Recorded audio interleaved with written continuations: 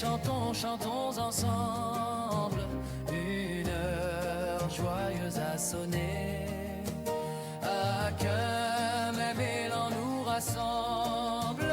Ce jour, c'est Dieu qui l'a donné. Célébrons avec allégresse celui qui sauve les pécheurs. Oh, que sa charité nous presse en haut, amis, en haut les cœurs.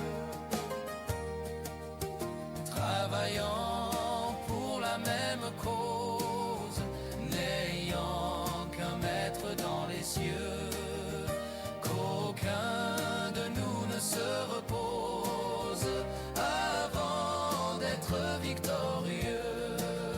Célébrons avec allégresse celui qui sauve les pécheurs. Oh, que sa charité nous presse en haut, amis, en haut les cœurs. Mais pour marcher à la bataille, soyons les membres d'un seul corps.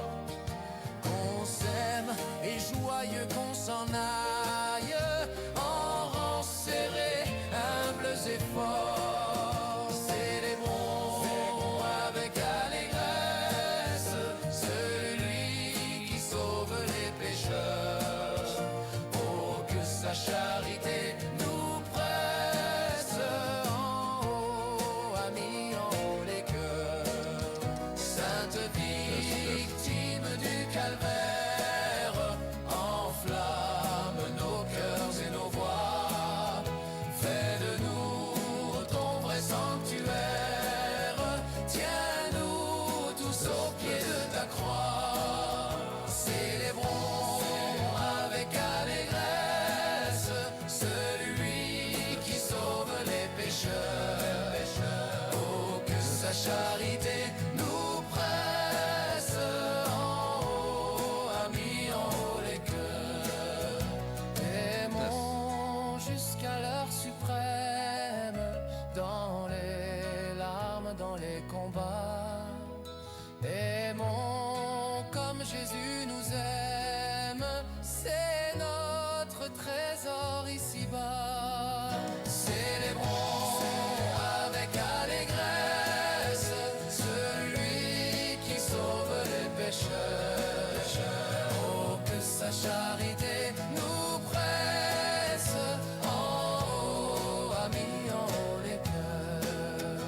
Oh, que sa charité nous presse, oh, amis, en haut les cœurs.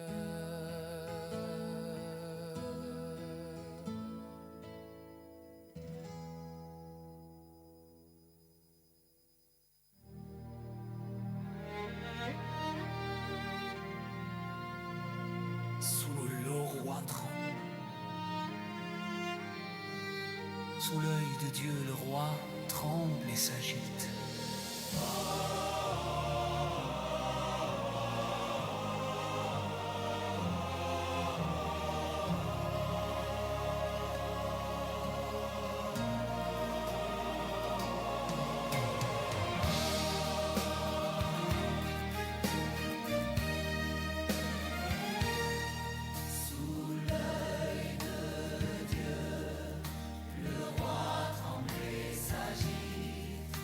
La nuit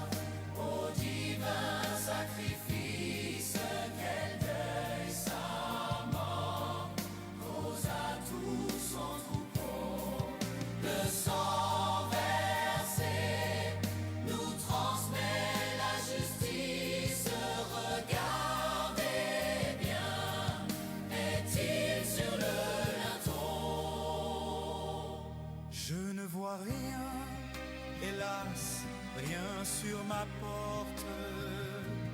Ange de Dieu, suspends ton bras vengeur. Grâce au fait, grâce à t'envoie, je le porte. Mon cœur est pur par le sang du Sauveur.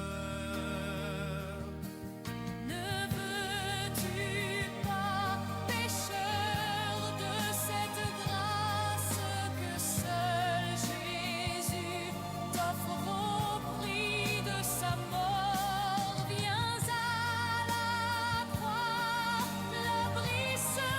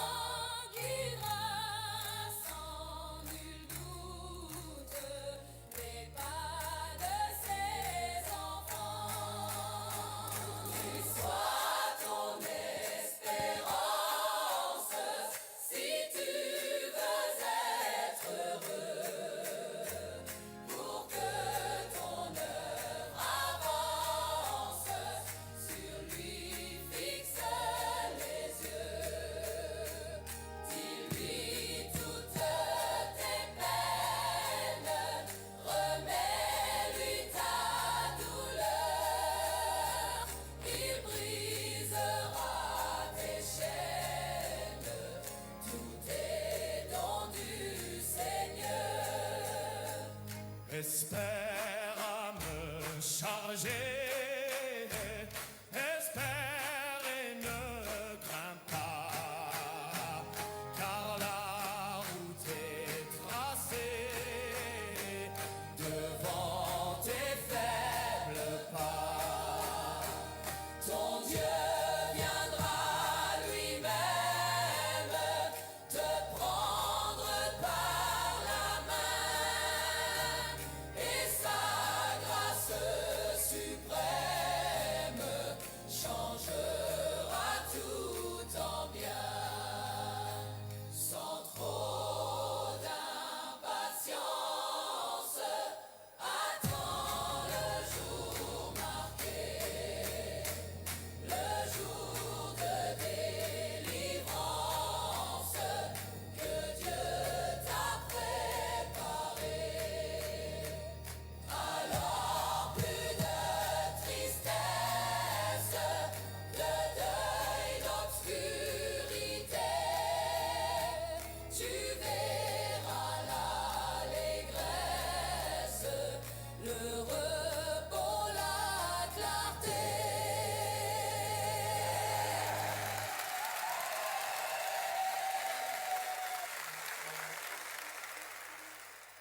Vaillant soldat de Jésus-Christ, d'un cœur toujours joyeux, toujours contrit par la vertu de son esprit, marchant avec persévérance par la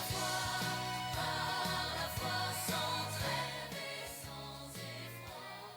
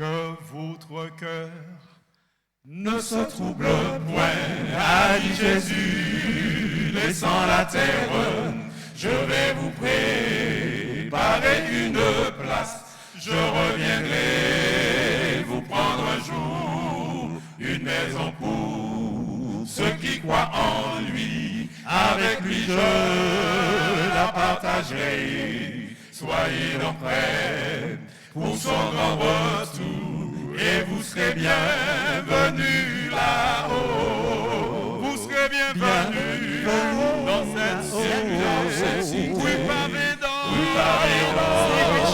Sirichera. Vous verrez le roi. Vous verrez dans sa gloire. Et vous serez bienvenus là-haut. Espoir pour qui veut suivre Jésus, car sur la croix il nous sauva.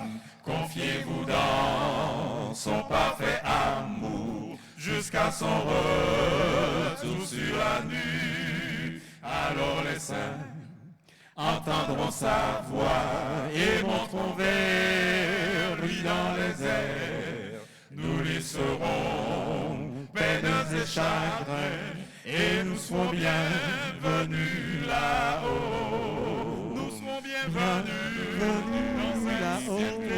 Oui, pavé dans Sirichera. Nous verrons le roi.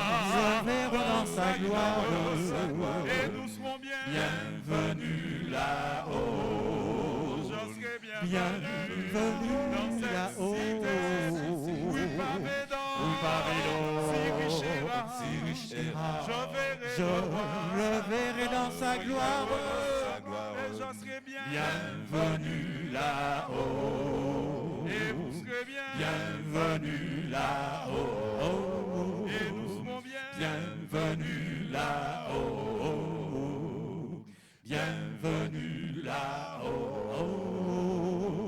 Bienvenus là-haut. Et vous serez bienvenus là-haut. Et nous serons bienvenus là-haut.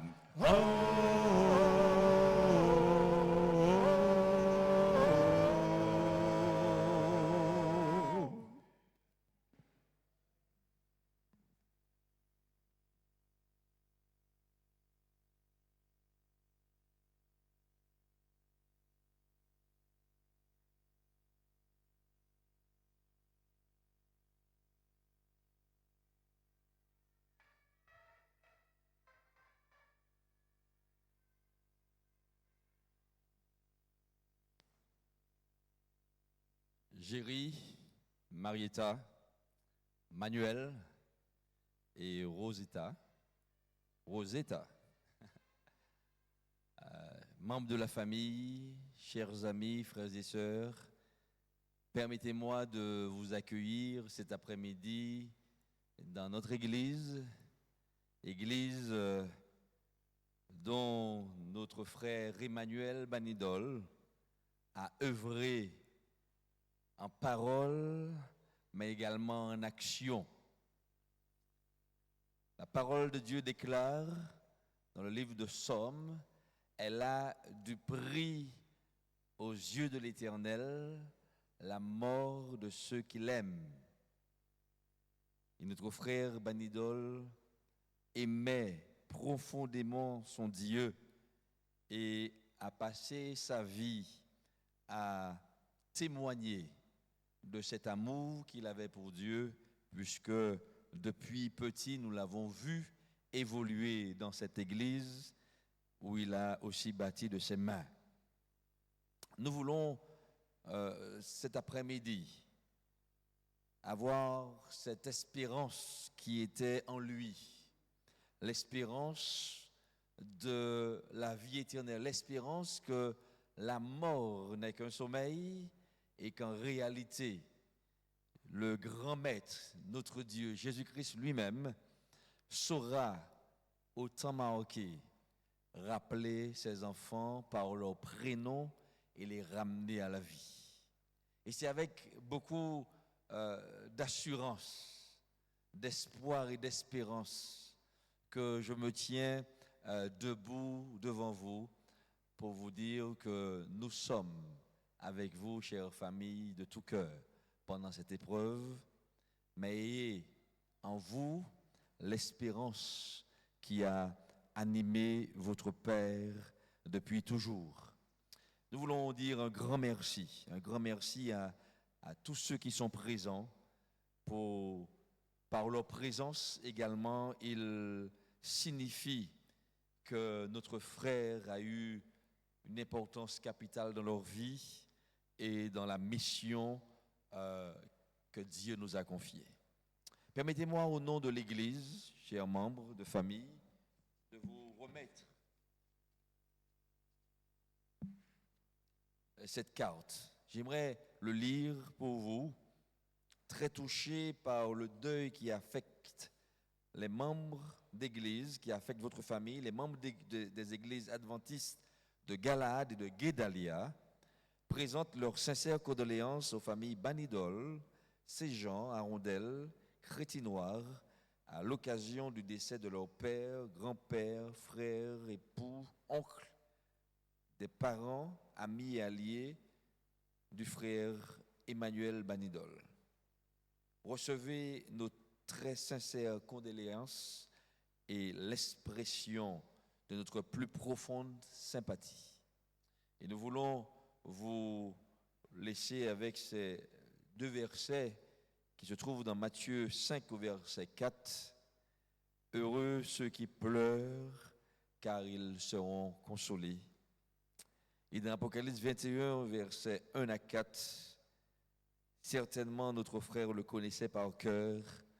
Dieu lui-même sera avec eux, et il sera leur Dieu. Il essuiera toute larme de leurs yeux, et la mort ne sera plus. Il n'y aura plus ni deuil, ni cri, ni douleur, car les premières choses ont disparu. Que le Seigneur lui-même vous console par ses paroles et qu'il vous soutienne à travers cette épreuve.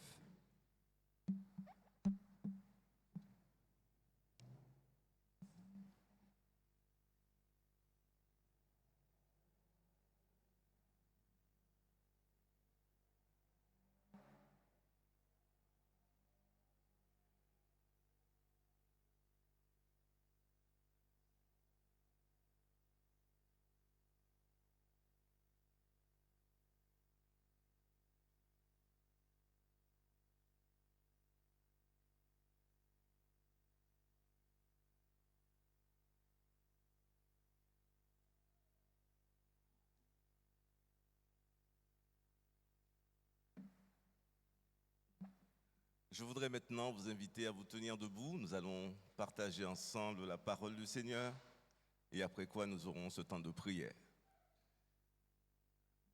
Voilà ce que déclare la parole de Dieu.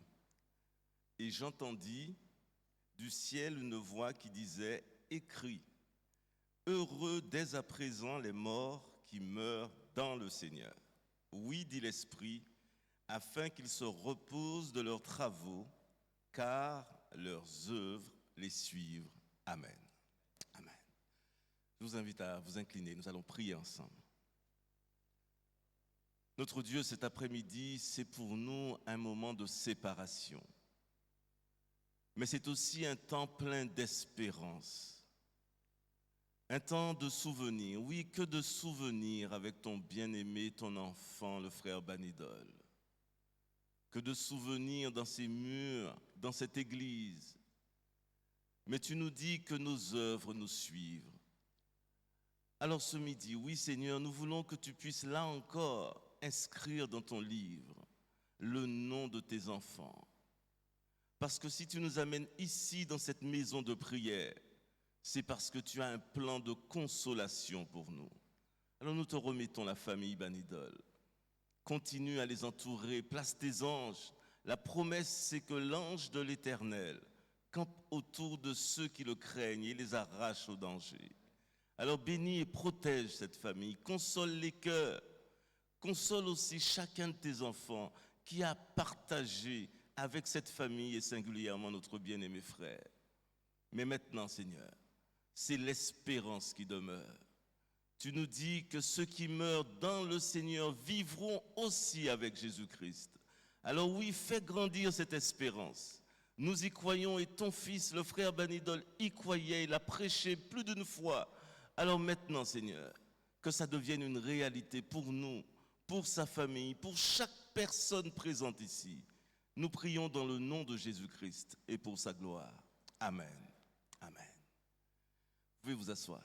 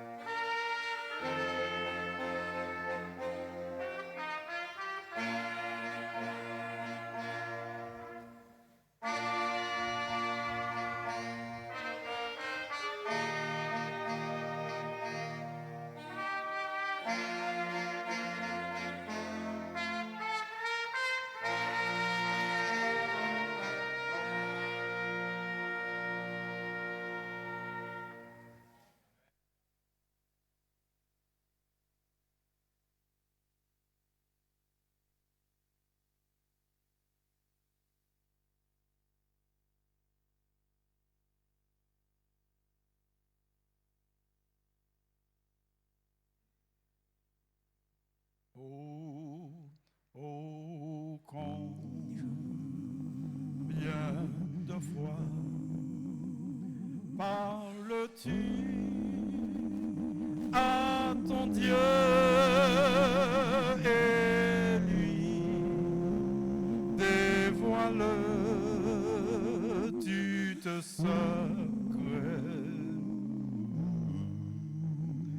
Oh, combien de temps dure ta prière et restes-tu donc à genoux? Oh, combien de temps dure ton entretien, ton refrain est-il toujours constant? Est-il donc ton ami? As-tu été reconnaissant pour tous ces bienfaits? Oh, combien de fois tes genoux se plient-ils au pied de ton lit pour prier Dieu. Oh, crois-tu qu'il t'entend, qu'il peut te répondre et te protéger dans la nuit? Oh, veilles-tu donc du matin jusqu'au soir? Et si la nuit a chassé le jour, reste-t-il ton ami? As-tu été reconnaissant pour tous ces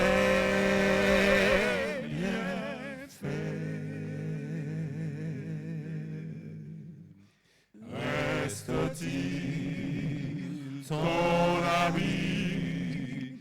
As-tu été reconnaissant pour tous ces bienfaits?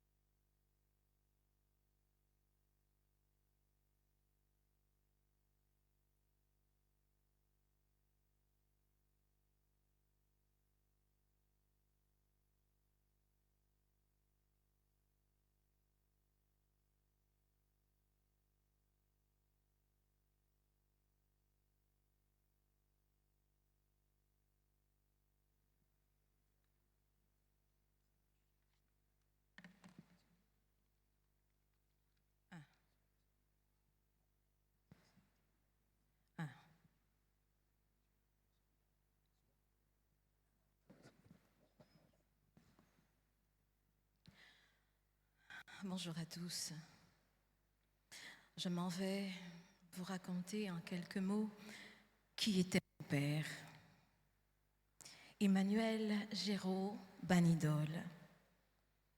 C'est le 14 octobre 1930 que Madame Alice Marie-Françoise Crétinoire, surnommée Adé, et Monsieur Placide Léger Banidol, surnommé André, donnent naissance à leur fils Emmanuel Géraud et à son jumeau Gérard, à la maternité du Robert. Les deux jumeaux ne sont pas vraiment vaillants. Il y en a un qui ne survit pas. Mais des deux, c'est Géraud, Emmanuel, qui survit. Il est le deuxième enfant d'une fratrie composée de 6 sœurs et 3 frères.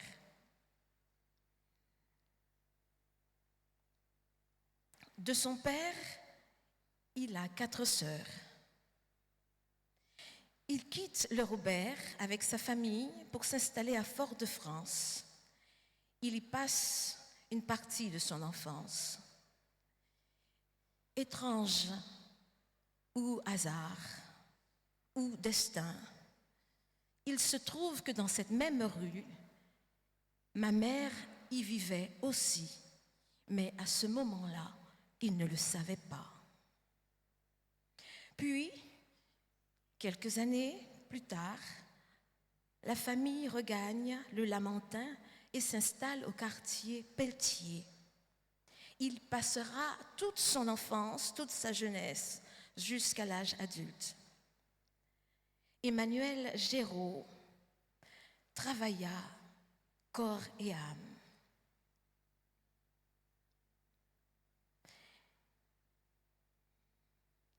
Il aimait à raconter ses expériences sur la route de l'école. Comment il nous racontait, marchant pieds nus, comme le voulait cette époque, et se chaussant, arrivé à l'école pour économiser les semelles. Pourrait-on imaginer pareille histoire? Pourtant, c'étaient des petits hommes forts qui se forgeaient déjà, bien différents de notre époque. Emmanuel Géraud travaillait pour son père, corps et âme. Il était propriétaire alors de plusieurs hectares de terres agricoles. Il était à charge des tâches agraires.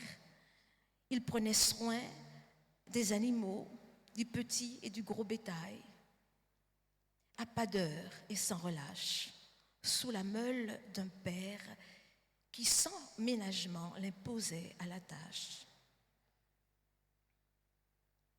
Le mouton, ou d'autres expressions dont il l'affublait. Mais cela ne révélait-il pas le caractère d'un homme d'une grande patience, d'une grande bonté, soumis en son cœur, comme il le croyait, le devoir à son père. Il manifeste une entière dévotion au service de son père. Ce père était un homme fort, d'une main ferme et de fer, d'une grande intelligence. Il comptait au nombre des héros de la guerre. Pourquoi? Pour avoir gagné la guerre? Non, mes amis, mais pour avoir su déjouer toutes les ruses de l'ennemi et survivre. Nous dirons aussi que notre père fut heureux en sa période de jeune militaire. Chauffeur des poids lourds, il avait le privilège d'échapper aux tâches, aux besognes que lui enviaient, bien sûr, ses compagnons.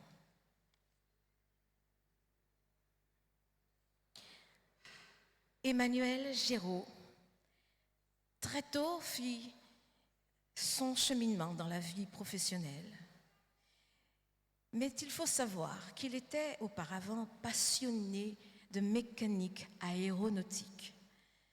Il décida de partir avec un de ses cousins, mais hélas, le regard extrême, sévère de son père décida de son destin.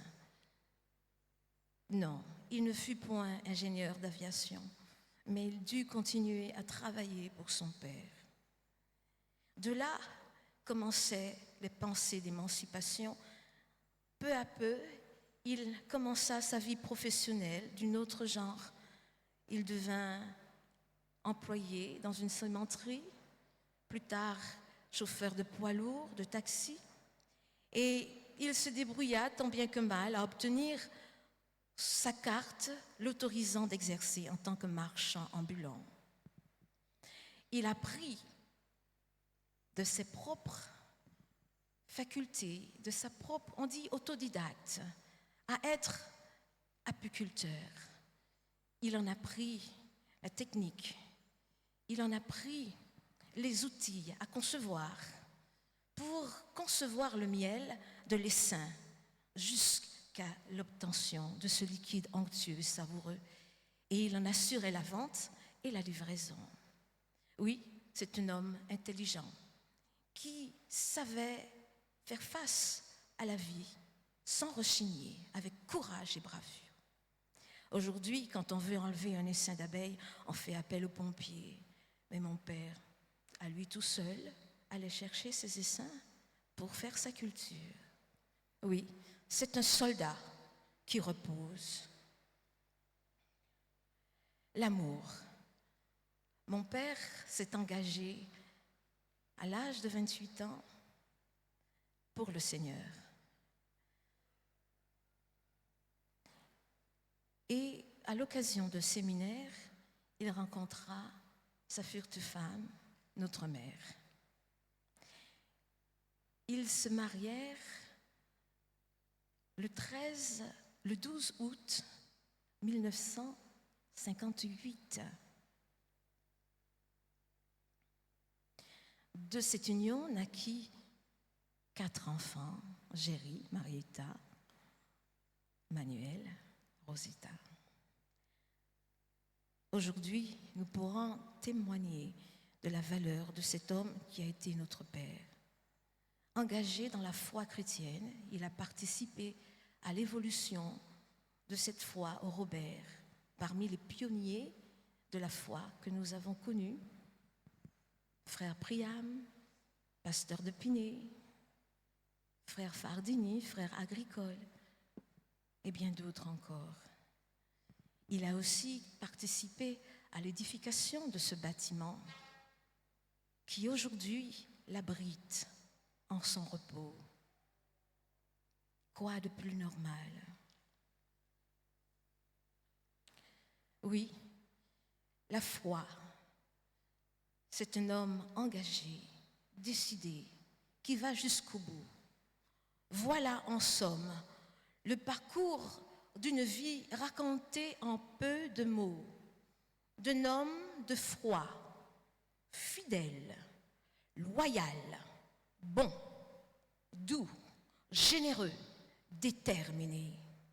Un soldat qui s'en revient de la guerre, épuisé, fatigué. Il a remis ses armes le 2 août 2026, après 96 années, entouré de ses enfants, dans sa maison à la campagne, ce fameux quartier, le Pelletier, le lieu de son enfance, de sa jeunesse, de toute sa vie. Alors, suivons le pas d'un soldat que nous saluons. Bien. Merci. Tout d'abord, je souhaite remercier toutes les personnes ici présentes pour ce salut, cet au revoir que nous lui adressons. Aujourd'hui, j'enterre mon père et j'ai dû déterrer mon stylo. Pour vous dire en quelques mots ce qu'il a été, ce qu'il a représenté et qui serait bien de retenir.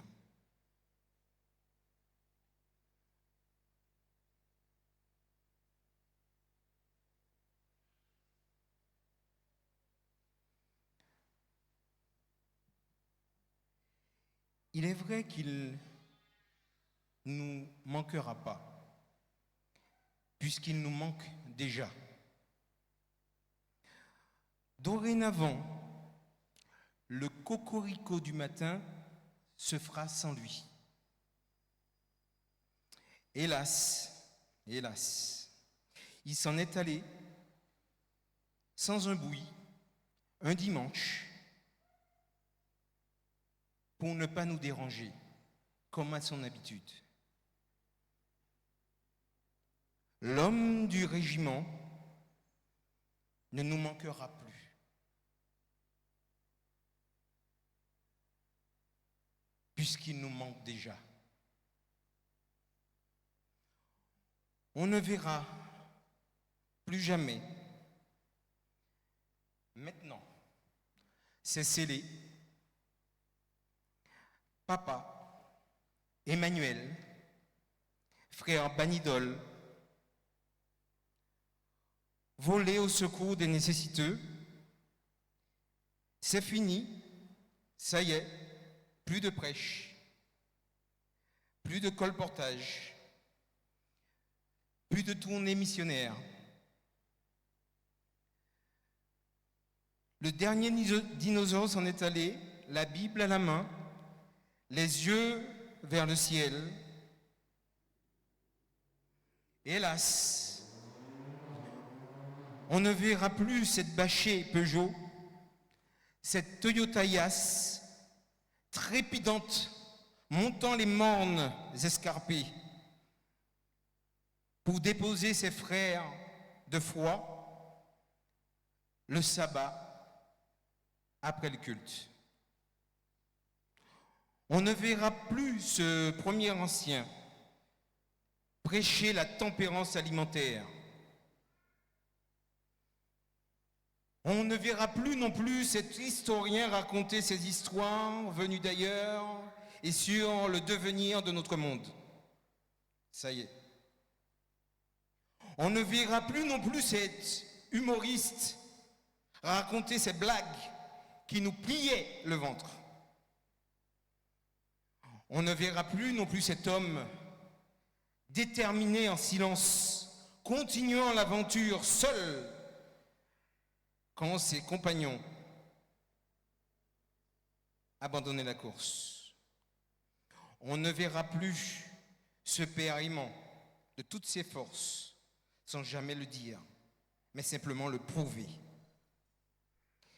Il a jonché les rues de nos vies de repères pour faire de nous ce que nous sommes. Et pour qu'il n'y ait pas de problème d'interprétation, merci Pacongo, ce qui veut dire Père amour, de nous l'avoir prêté pendant 60 ans.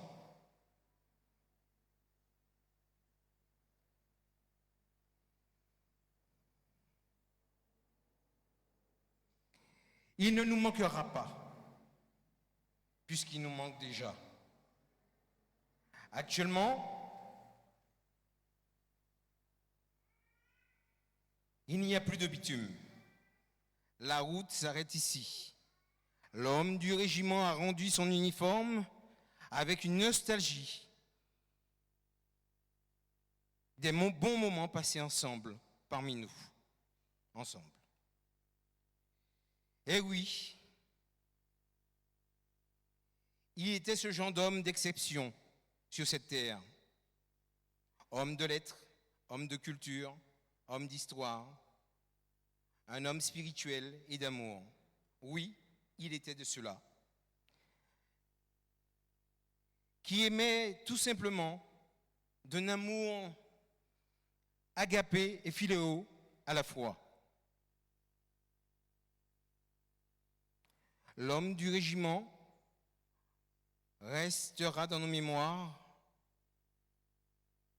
et dans nos cœurs pour sa loyauté et son amour envers nous.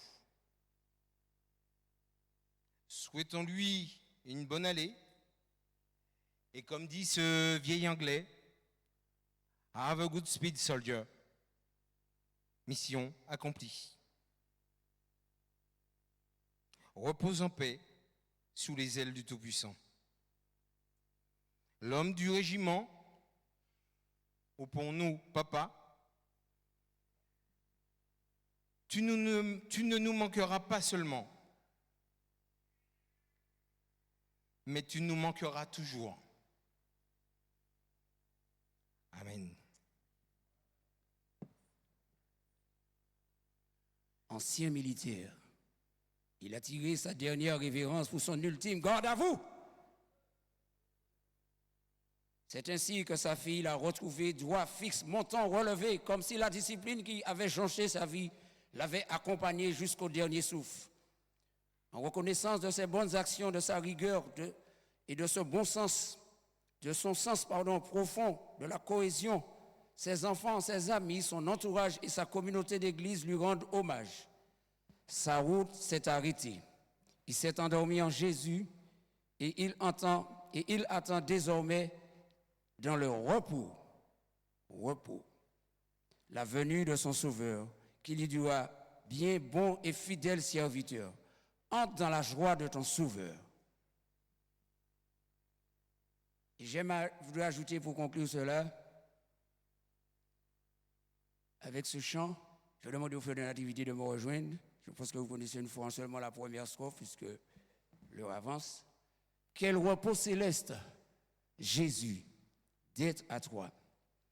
Et comme j'ai l'habitude de le dire, dès lors qu'on prend la décision d'appartenir au Seigneur, nous entrons déjà par anticipation dans ce repos céleste, mais aussi par la foi.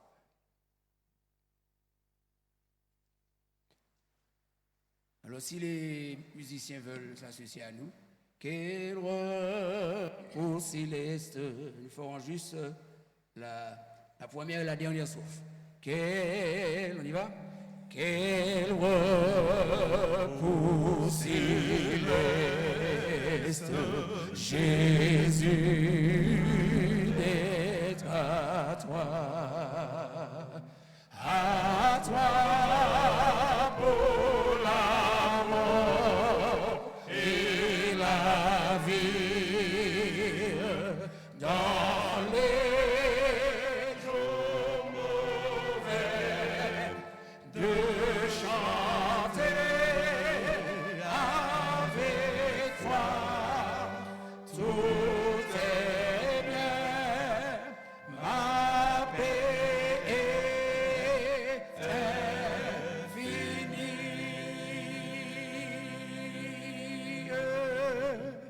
Quel repos,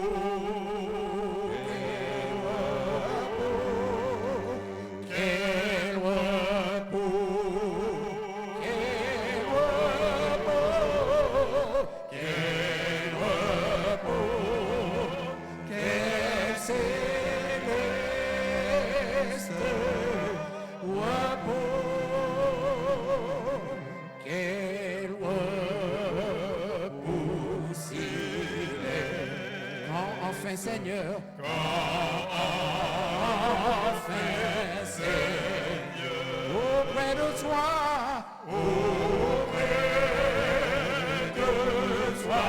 j'aurai ma place, après les travaux, les combats, la douleur,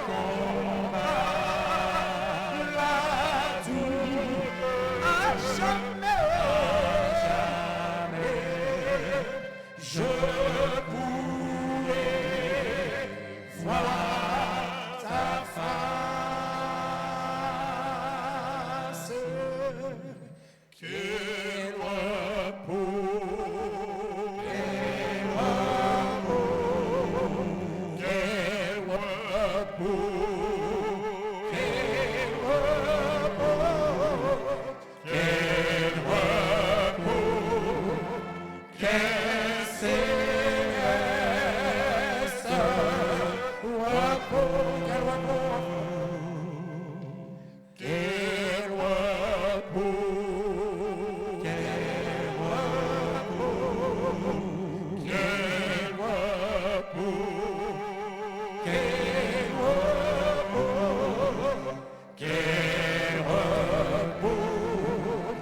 quel céleste repos.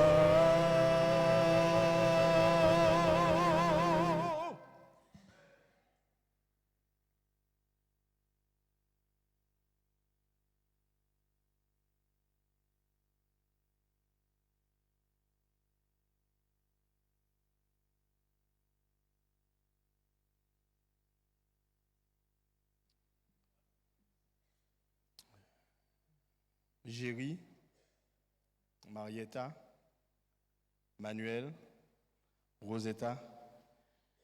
Avant de commencer, je tiens à vous présenter mes sincères condoléances. Je tiens aussi à remercier tous ceux qui sont venus entourer la famille dans ce moment difficile. Et j'ai eu plaisir à constater que votre papa n'était pas n'importe qui. En discutant avec les anciens, avec des membres d'église, ils ont le souvenir d'un homme qui aimait son Dieu. Le souvenir d'un homme qui était déterminé. Le souvenir d'un homme qui avait une mission. Et son seul but était d'accomplir cette mission. Et je me souviens lorsque j'ai échangé avec les enfants, et cette anecdote m'a marqué. Tandis qu'il a fini sa tournée, effectivement, de pouvoir ramener tout le monde à la maison, 3 heures du matin, son épouse ne le voit pas arriver. Et son épouse décide d'aller chercher un voisin pour pouvoir retrouver son mari. Et tandis qu'elle part, celui qui avait ramené tout le monde à la maison avait eu un petit accident. Et il se battait depuis des heures pour pouvoir sortir son véhicule. Et son épouse, accompagnée de l'autre personne, lui ont donné ce coup de main-là à ce moment-là pour pouvoir sortir. Et parmi tout ce que nous avons échangé, ça m'a marqué. Marqué parce que peu importe ce qui pouvait lui arriver à lui, ce qui lui importait, c'est d'accomplir la mission qu'il avait. Et tandis qu'il sortait d'une mission à l'armée, il est rentré dans une autre mission, tout aussi déterminé pour son Seigneur et pour son Sauveur. Et tous ceux qui l'ont côtoyé savent à quel point il s'est investi et il a voulu aller au bout de cette mission. Quand j'appelle un ami parfois et qu'on échange, au début de la conversation, je lui dis « Comment tu vas ?» Il me dit « La vie est belle, je prends mon pied. » Et il y a un autre collègue, quand je l'appelle, il me répond « La vie est belle, mais personne ne veut mourir. » Sauf qu'en réalité, lorsque nous naissons sur cette terre, nous sommes appelés à mourir. Lorsque nous naissons sur cette terre, nous sommes appelés à nous éteindre à un moment. Et ceci équivaut pour tout ce qui vit sur la terre. J'ai un ruisseau près de chez moi. À un moment donné, il coule. Et à un autre moment, il s'arrête. Et oui, la route de Frère Banidol s'est arrêtée.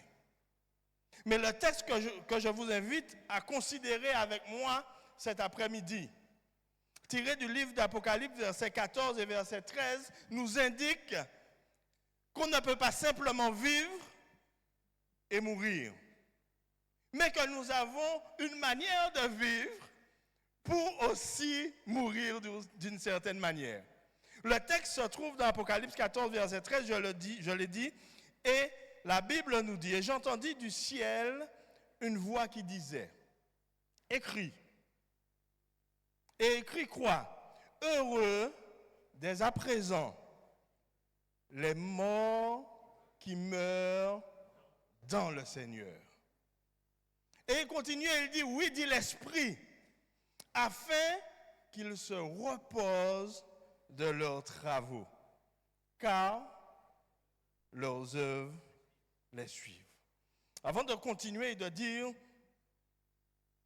autre chose, permettez-moi de dire une chose. La vie est belle et c'est vrai. Mais la vie est belle lorsque nous la vivons en Jésus. Et ce texte nous invite à considérer cette condition qui nous dit que lorsque nous mourrons, nous devons être capables à un moment donné de pouvoir faire le point sur notre vie. Et ce point-là nous ramène à pouvoir être heureux. Alors on emploie le terme heureux, mais on peut dire aussi satisfait, en paix. Et frère Banidol, de ce que j'ai entendu de lui et du témoignage que nous a donné sa fille, il est mort en paix. Il est mort en paix parce qu'il avait fait le point avec son Seigneur et son Sauveur. Il est mort en paix parce qu'il avait combattu le bon combat de la foi. Il est mort en paix parce que sa vie reposait entre les mains du Tout-Puissant. Et cet homme de service, cet homme déterminé qui a contribué à évangéliser le Robert, cet homme qui a contribué très probablement à ce que nous soyons encore ici aujourd'hui à adorer dans ce lieu. Cet homme qui vous a sûrement emmené, vous, à connaître Jésus, l'a fait parce qu'il était en communion avec son Sauveur. Et son leitmotiv et toute sa détermination, et même des fois, permettez-moi de le dire, chers enfants, et même des fois au détriment de sa famille. Alors je ne vais pas dire au détriment, parce que sa priorité restait ses enfants. Mais la mission avait un petit croc au-dessus. La mission était ce qui faisait battre son cœur. Et c'est cette condition qu'il nous faut pouvoir considérer lorsque nous vivons. Nous ne pouvons pas simplement vivre et mourir. Mais nous devons vivre avec cette même détermination que lui. Vivre avec ce même caractère. Et c'est le deuxième point que je veux voir avec vous. Parce que lorsque j'ai échangé et lorsque j'ai discuté à la fois avec les anciens et aussi les enfants, j'ai découvert un homme de caractère. J'ai découvert un homme que rien ne pouvait arrêter. Et c'est peut-être pour ça, alors avec celui que j'ai échangé le plus, c'est Manuel. Mais c'est peut-être pour ça qu'il a aussi ce caractère.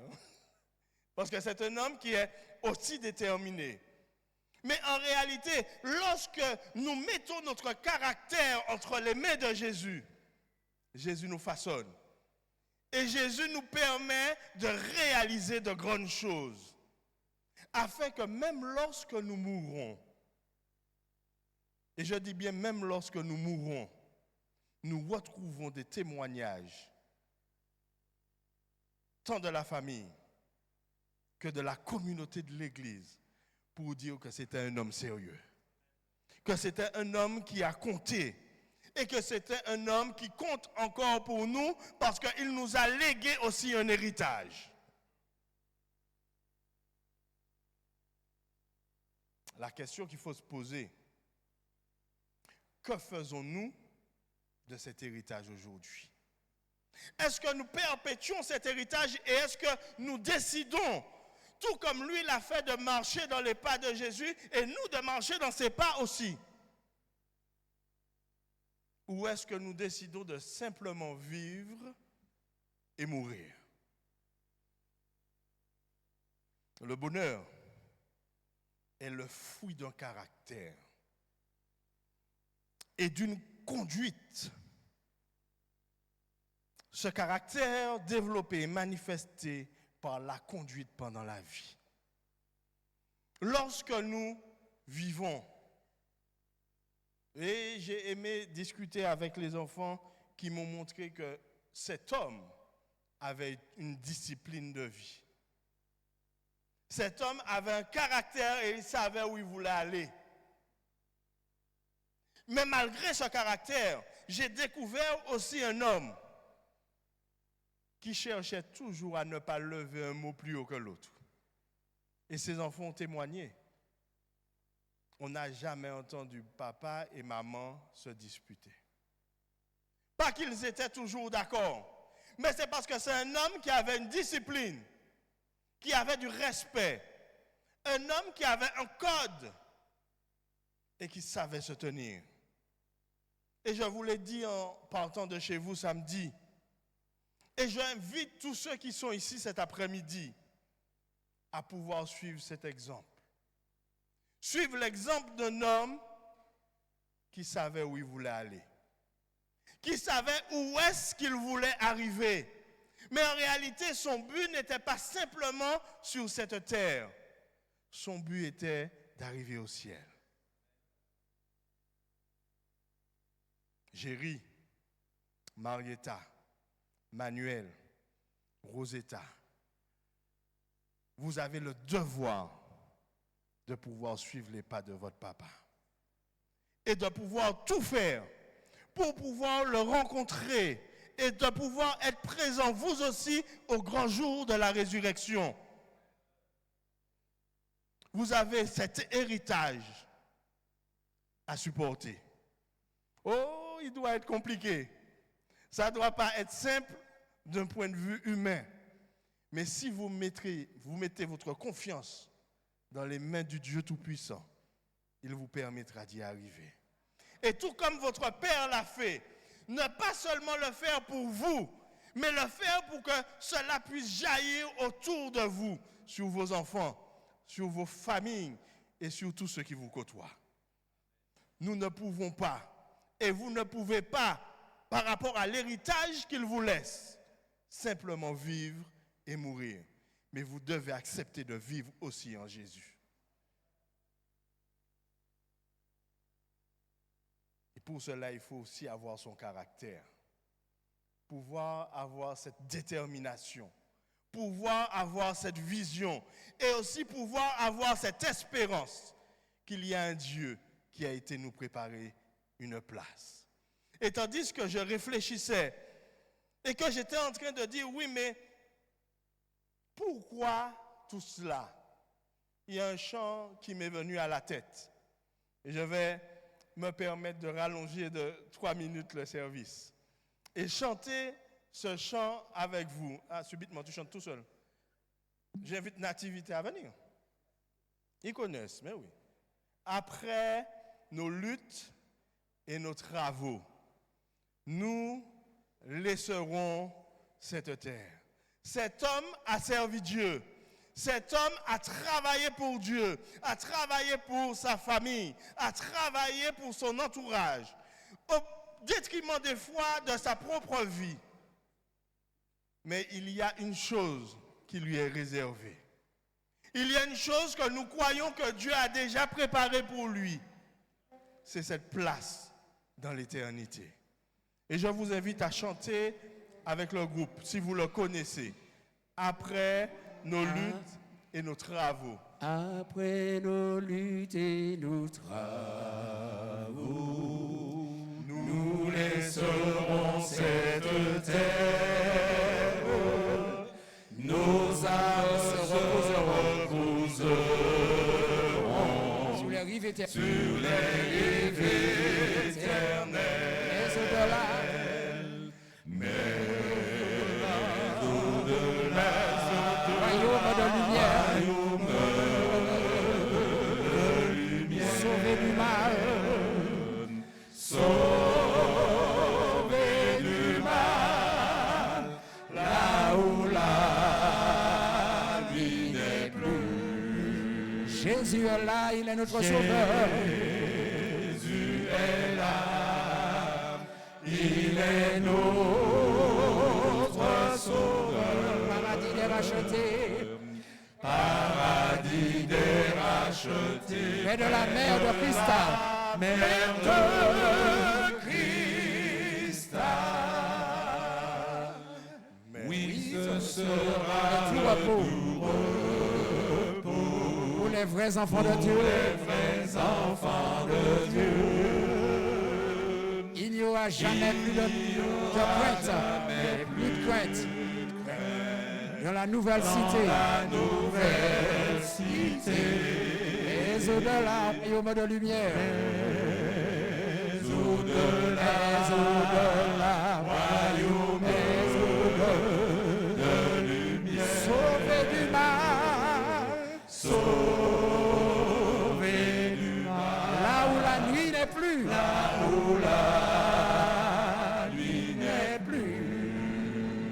Jésus est là. Jésus est là. Il est notre sauveur.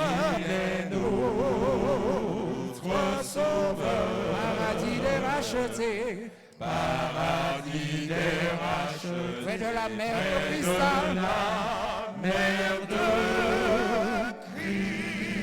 cristal. Alléluia.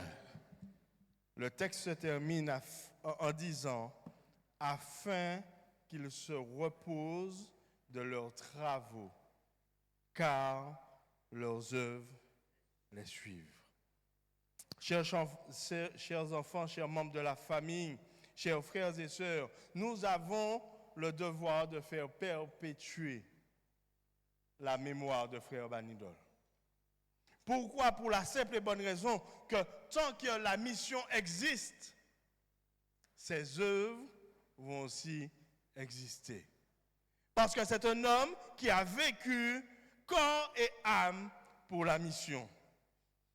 Maintenant, oui, la fatigue du labeur, les épreuves du ministère, le poids des années passées à servir l'Église, sa famille, a porté ce qu'on peut appeler et considérer comme le fardeau de la mission. Tout cela appartient pour lui désormais au passé. Parce que lorsqu'il s'est éteint le 2 août, il a fini de souffrir. Lorsqu'il s'est éteint le 2 août, il n'entend plus rien. Il ne sait plus ce qui se passe. Et c'est pour ça que ce service est fait pour lui rendre hommage, oui, mais pour vous réconforter, vous. Pour vous inviter à tourner les yeux vers Jésus. Oui, son repos est un repos véritable et complet, dans l'attente paisible du réveil promis. Daniel 12, verset 2 dit une chose. Ceux qui dorment dans la poussière de la terre se réveilleront, les uns pour la vie éternelle et les autres pour l'opprobre. Et ce texte nous ramène à ce que nous considérons aujourd'hui. Nous ne pouvons pas et nous ne devons pas simplement vivre et mourir. Mais nous devons vivre avec Jésus. Nous devons vivre en Jésus. Et nous devons vivre pour Jésus. Et ce style de vie, cette rigueur, Emmanuel, se l'est donné à lui, mais vous l'a transmis aussi à vous. Il est heureux. Il se repose parce qu'il sait qu'il y a aussi une récompense. Et mes frères et sœurs, que nous soyons clairs et pour qu'il n'y ait pas d'ambiguïté, je ne suis pas en train de prêcher ou encore de parler du salut par les œuvres. Parce que tout ce qu'il a fait ne lui donne pas le salut. Mais ce qu'il a fait démontre qu'en dedans de lui, il avait une résolution. Tout ce qu'il a fait démontre qu'en dedans de lui, il avait une conviction. Et tout ce qu'il a fait démontre que Jésus habitait en lui. Chers frères et sœurs, chers amis, chers membres de la famille, il faut retenir une chose. Et la Bible nous le dit. Ce n'est pas tous ceux qui crient Seigneur, Seigneur qui rentreront dans le royaume des cieux. Lorsque nous servons Dieu, lorsque Dieu habite en nous, nous portons des fruits. Des fruits qui montrent à tout un chacun, aux enfants, à la famille, aux frères et sœurs, aux voisins, que ce n'est pas Emmanuel qui a vécu, mais que c'est Jésus-Christ qui a vécu en lui. Et le dernier point que je veux voir avec vous, c'est heureux dans leur influence sur les vivants. Emmanuel a laissé quelque chose que personne ne pourra effacer, sinon vos mémoires. Parce que j'aurais pu poser la question, qui était frère Banidol? Je viens d'arriver. Qui était frère Banidol? Et on aurait pu déjà oublier qui est frère Banidol. Mais toutes les personnes à qui j'ai parlé de frère Banidol ont eu une expérience à donner. Ça veut dire qu'au quelque part, il a laissé une empreinte indélébile dans toute une génération. Nous ne pouvons pas simplement vivre et mourir. Et la question qu'il nous faut nous poser, tandis que nous sommes ici cet après-midi, quelle empreinte vais-je laisser sur la terre? Qu'est-ce qu'on dira de moi quand je serai à cette même place? Quand je serai dans cette même condition? Qu'est-ce qu'on dira de Philippe? Qu'est-ce qu'on dira de Pierre? Qu'est-ce qu'on dira de Manuel? Qu'est-ce qu'on dira de Rosetta? Qu'est-ce qu'on dira de Marietta? Qu'est-ce qu'on dira de Géry? Avez-vous suivi cet exemple et cette influence de votre papa? Ou avez-vous simplement vécu? La question que je vous pose aujourd'hui, la question que je nous pose aujourd'hui, et je m'inclus dedans, qu'est-ce que nous allons laisser comme marque sur cette terre? Allons-nous simplement vivre et mourir? Ou allons-nous, comme notre frère, combattre le bon combat de la foi? Allons-nous mourir heureux et en paix? Parce que Jésus-Christ a vie. Parce que nous avons laissé Jésus-Christ vivre en nous. Chers frères et sœurs, chers membres de la famille, pour moi, le texte d'Apocalypse 14, verset 13, nous donne une expérience solide et biblique. Notre frère aujourd'hui se repose.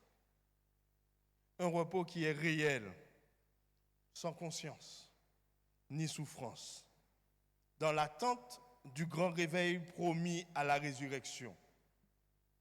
Son repos, son œuvre de pionnier et de serviteur dévoué demeure parmi nous comme un héritage.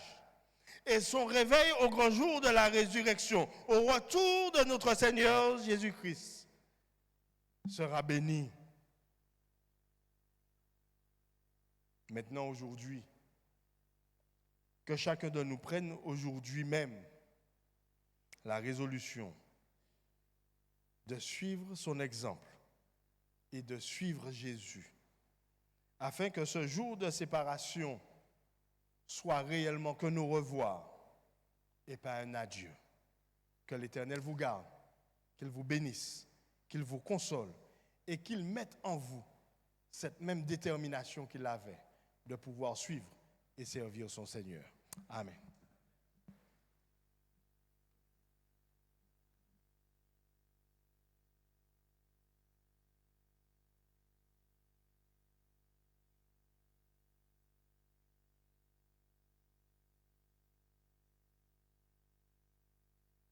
Chers frères et sœurs, chers amis, nous arrivons au terme de la cérémonie ici, à l'église. Et j'invite les personnels du pont funèbre à se rapprocher pour récupérer le cercueil. Alors, nous allons nous diriger vers le cimetière du Lamentin. Alors, je pense que ce sera vers l'entrée sud du cimetière, sur la route de Fouachaud. D'accord? Et là, nous allons organiser le cortège comme suit. Nous aurons premièrement les officiants. Après, nous aurons ceux et celles qui porteront les gerbes. Nous aurons ensuite la bière et ensuite la famille, les amis et les sympathisants. Je vais vous inviter à vous mettre debout. Ah, ok. Là. On se met debout.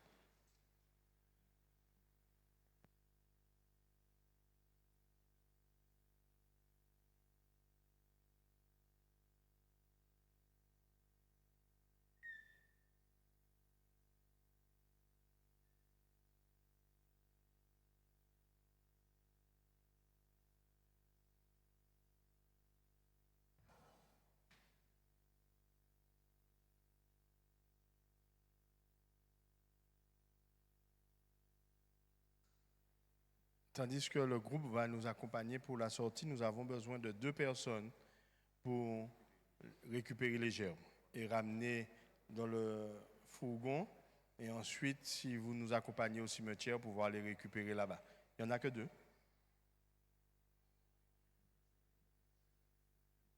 OK.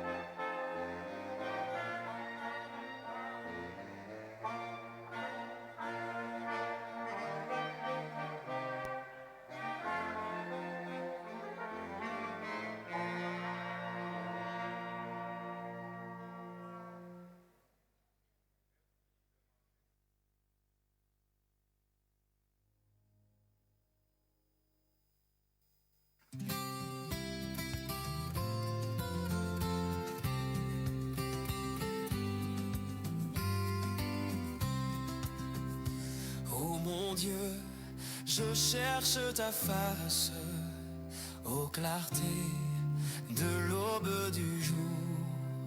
Je cherche ta paix, ta grâce, le vrai bonheur dans ton amour. Je cherche ta paix, ta grâce.